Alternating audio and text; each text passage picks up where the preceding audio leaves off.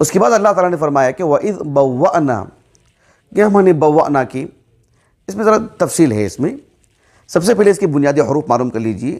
ابن فارس رحمہ اللہ کہتے ہیں معجم مقاییس اللغہ میں کہ الباء والواو والحمزۃ، یہ اس کے حروف اصلی ہیں۔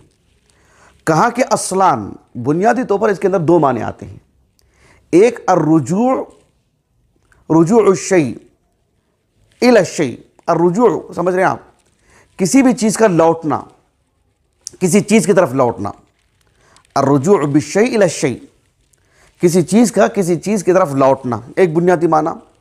اور دوسرا معنی انہوں نے بتایا کہ تساوی الشیئین، دو چیزوں کو برابر برابر کر دینا، یکساں کر دینا، ایک مقام کے بنا دینا، یہ دو اس کے بنیادی معنی ہیں۔ تو عربی زبان میں باء یبوء بوءن، اس کا جب صلہ آتا ہے الی یا با، حرف جر با، یعنی الیہ یا بھی، تو اس کے اندر معنی آتا ہے کسی چیز کا لوٹنا یا لوٹانا وغیرہ۔ مثال کے طور پر ایک حدیث میں آپ کو بتاتا ہوں معنی سمجھنے کے لیے۔ ایک حدیث مبارکہ ہے متفق علیہ، متفق علیہ، حدیث ابن عمر سے مروی حدیث ہے وہ۔ صحیح بخاری میں آپ دیکھو کتاب الادب میں، صحیح مسلم کی کتاب الایمان میں اللہ کے رسول نے کہا صلی اللہ علیہ وسلم کہ ایما رجل قال لاخیہ یا کافر، جب کوئی بھی شخص یعنی ایک مسلمان اپنے دوسرے مسلمان بھائی کو کافر کہہ کے کہتا ہے فقد باء بہا احدہما، یہی تو لفظ ہے نا، تو یہ کفر والا جو معاملہ ہے دونوں میں سے کسی ایک کی طرف لوٹ کے آئے گا۔ اگر پورے دلائل اس پر صادق آتے ہیں، جس کو آپ کافر کہہ رہے ہیں، مکمل طور پر جب اسے کافر کہنے کی بات آتی ہے تو ٹھیک وہ اس پر جائے گی وہ بات، نہیں تو پھر وہ کفر والا جو معاملہ اسی کی طرف لوٹ کے آئے گا۔ فقد باء بہا احدہما، دونوں میں سے کسی ایک کی طرف ہی وہ لوٹ کے آئے گا وہ کفر والا معاملہ۔ جو لفظ استعمال کیا اللہ کے رسول نے وہ بتانا چاہ رہا ہوں میں آپ کو۔ قرآن مجید میں بھی دیکھو اللہ تعالیٰ نے کہا سورۃ البقرہ میں ضربت علیہم الذلۃ والمسکنۃ وباءوا بغضب من اللہ، اللہ کے غضب جو ہے لے کر کے لوٹے، وہ اللہ کا غضب جو ہے ان پر آیا۔ تو یہ چیز ہے کہ اللہ سبحانہ و تعالیٰ کے غضب کے ساتھ جو ہے وہ اپنی زندگی گزار رہے ہیں۔ رحمت کی زندگی تھی، اب غضب کی زندگی لے کے آئے ہوئے ہیں، تو یہ اس کا بنیادی معنی ہے۔ تو باء جب کہتے ہیں باء بالحق، باء یعنی بالذنب، ذنب گناہ، وہ جب لفظ اس کے ساتھ آتا ہے تو پھر اعتراف کا معنی آتا ہے اس کے اندر۔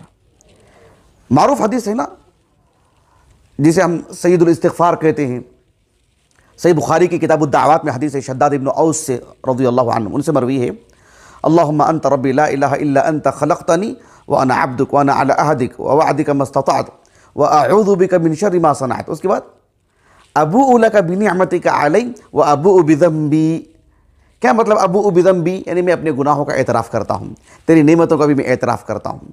اعتراف کا معنی کہاں سے آیا؟ باء کا صلہ جب با سے آتا ہے اور زم کے ساتھ باء بالذنب باء بالحق، تو پھر اعتراف کا معنی آتا ہے اس کے اندر۔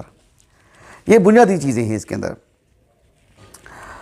تو جب یہ تو باء ثلاثی مجرد ہوا، لیکن ثلاثی مزید فی کی جب بات آتی ہے جیسے بوّأ مثلا، تو پھر یہ فی نفسی ہی متعدی ہوتا ہے، اب اس کے لیے صلہ کی ضرورت نہیں، بوّأ الی بوّأ کے ساتھ بھی اس کی ضرورت نہیں پڑتی ہے۔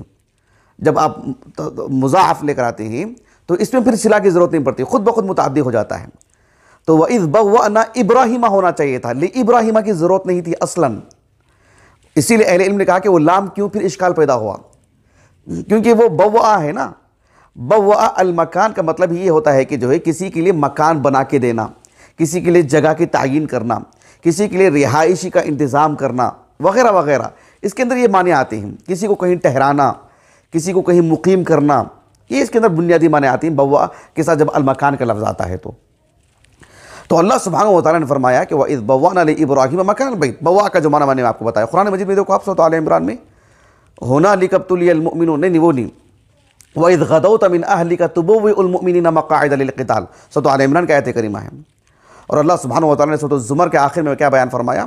وَقَالُوا الْحَمْدُ لِلَّهِ الَّذِي صَدَقَنَا وَعْدَهُ وَأَوْرَثَنَا الْأَرْضَ نَتَبَوَّأُ مِنَ الْجَنَّةِ حَيْثُ نَشَاءُ۔ تو ٹھہرانا، کہیں کسی کو مکان دینا، کسی کو جگہ دینا، کسی کو رہائش کا انتظام کر کے دینا، یہ سب اس کے اندر بنیادی طور پر معنی ہیں۔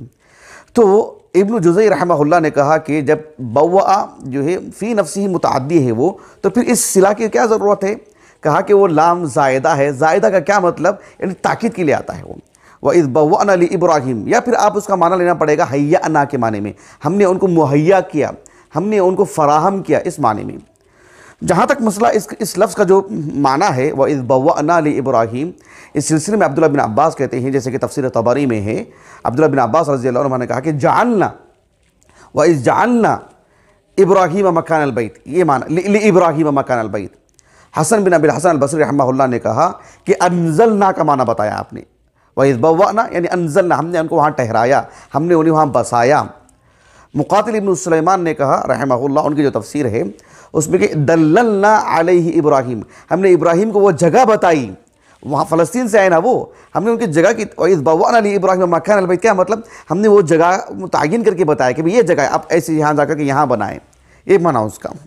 مقاتل ابن حیان، ایک مقاتل ابن سلیمان ہے، ایک مقاتل ابن حیان، انہی کے مقابل، انہی کے ہم اثر، ایک ہی سال انتقال ہوا ہے. مقاتل ابن حیان، اور جگہ بھی ایک ہی، بلخی کے دونوں بھی.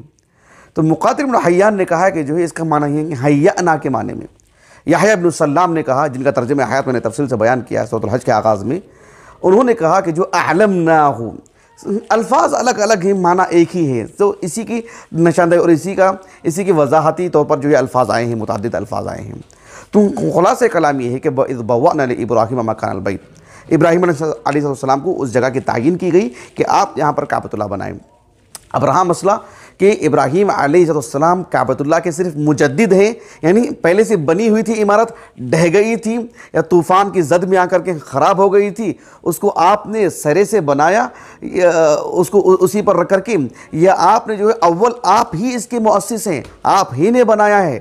اس سے پہلے اس زمین پر وہ تھا ہی نہیں سرے سے جو ہے کعبۃ اللہ، آپ ہی سب سے پہلے اس کو بنائیں، آپ ہی مؤسس ہیں، مجدد ہیں کہ مؤسس ہیں. اس پر انشاءاللہ کم از کم 3 نشستوں میں پھیلا کے اس کو بیان کروں گا انشاءاللہ.